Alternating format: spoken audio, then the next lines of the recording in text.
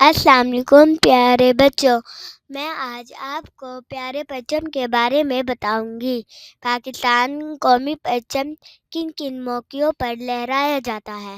یوم آزادی 14 اگست، یوم پاکستان 23 مارچ، یوم دفاع 6 ستمبر، یوم تکبیر 28 مئی، یوم قائد اعظم 25 دسمبر، یوم اقبال 9 نومبر۔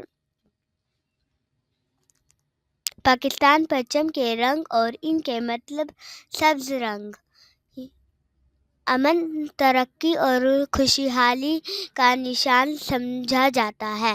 سفید رنگ یہ پاکستان میں غیر مسلم اقلیتوں کی نمائندگی کرتا ہے۔ چاند اور ستارہ کیا ظاہر کرتا ہے؟ ہلال چاند آگے بڑھنے، ترقی کرنے اور امید کی علامت۔ 5 کونوں والا ستارہ روشنی، علم اور وحدت کی علامت۔ بچوں کے لیے پیغام: اپنے پرچم کی شان کیسے بڑھائیں؟ پیارے بچوں، ہمارا قومی پرچم ہماری پہچان ہے۔ پرچم کو ہمیشہ صاف ستھرا رکھیں، پرچم کو صحیح طریقے سے لہرائیں، ملک سے محبت کریں، پڑھائی اچھی کریں، قومی دنوں پر پرچم لہرائیں، آپس میں مل جل کر رہیں۔